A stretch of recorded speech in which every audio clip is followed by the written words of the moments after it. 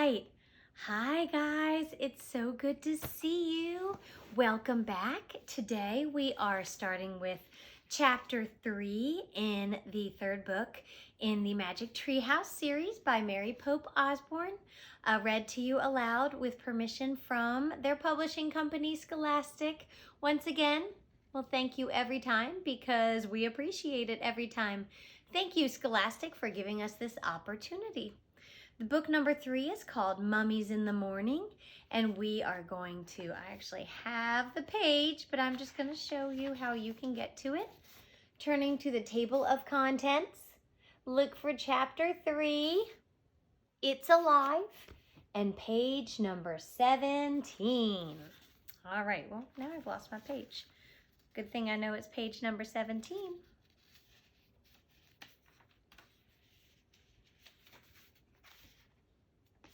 All right. It's alive. Where did he go? Said Jack. He and Annie peeked through the hole in the wall. They saw a long hallway. Burning torches lit the walls. Dark shadows loomed. Let's go in, said Annie. Wait, said Jack. He pulled out the Egypt book and turned to the section on pyramids. He read the caption aloud. You all know what a caption is, don't you? It said, pyramids were sometimes called houses of the dead. They were nearly all solid stone except for the burial chambers deep inside. Wow, let's go there, to the burial chambers, said Annie. I bet a mummy's there. Jack took a deep breath. Whew. Then he stepped out of the hot, bright sunlight into the cool, dark pyramid. The hallway was silent. Floor, ceiling, walls, everything was stone. The floor slanted up from where they stood. We have to go farther inside, said Annie.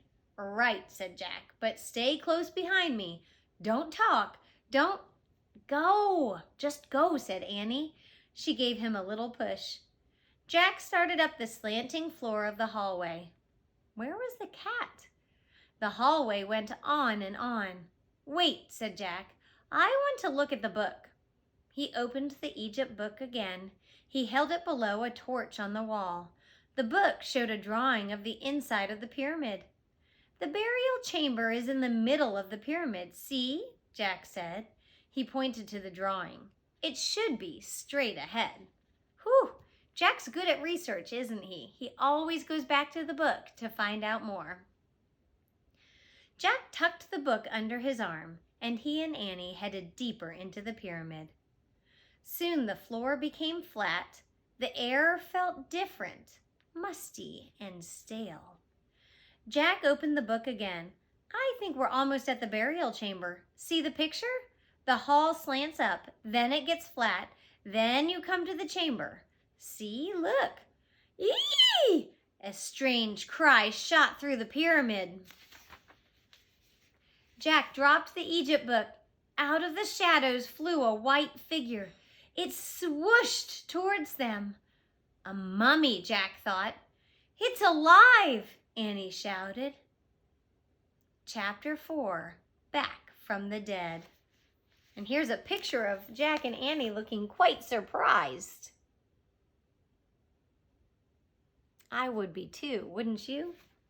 Actually, Mrs. Scanlon would not be caught dead sneaking into a pyramid. I think that might make me nervous. Chapter 4, Back from the Dead. Jack pulled Annie down. The white figure moved swiftly past them, then disappeared into the shadows. A mummy, said Annie. Back from the dead. Forget it, stammered Jack. That's impossible. He picked up the Egypt book. What's this? Said Annie. She lifted something from the floor. Look, the mummy dropped this thing. I'm going to show you the picture again because I think she might be talking about that.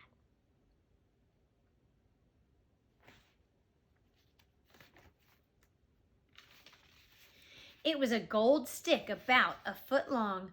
A dog's head was carved on one end. It looks like a scepter, said Jack. What's that? Asked Annie. It's a thing kings and queens carry, said Jack. It means they have power over the people.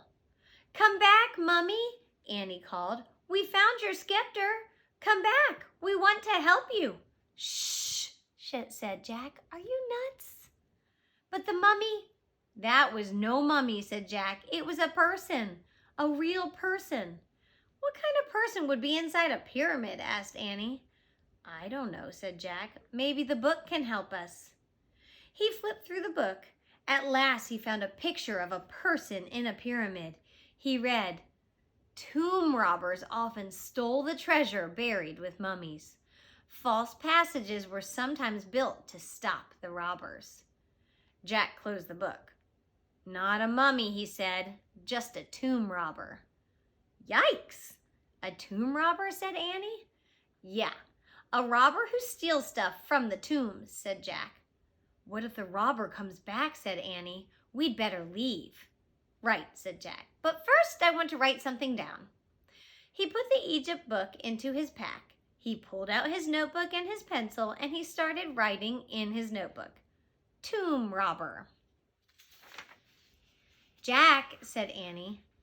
Just a second, said Jack. He kept writing. Tomb robber tried to steal. Jack! Look, said Annie. Jack felt a whoosh of cold air. He looked up and a wave of terror shot right through him. Another figure was moving slowly toward them.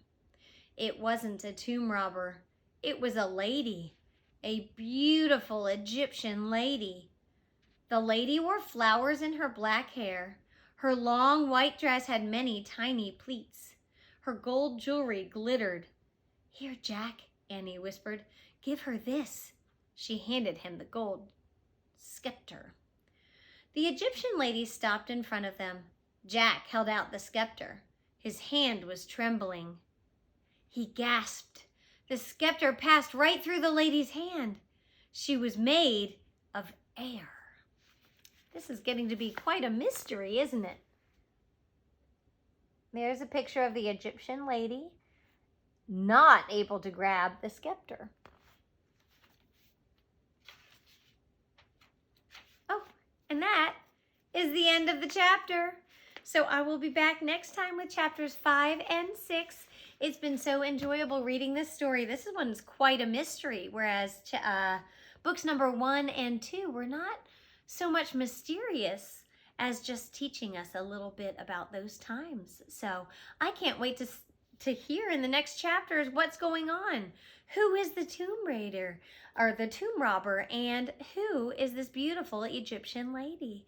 I hope you guys have a wonderful rest of your day, and I will see you soon. I love you so much. Bye.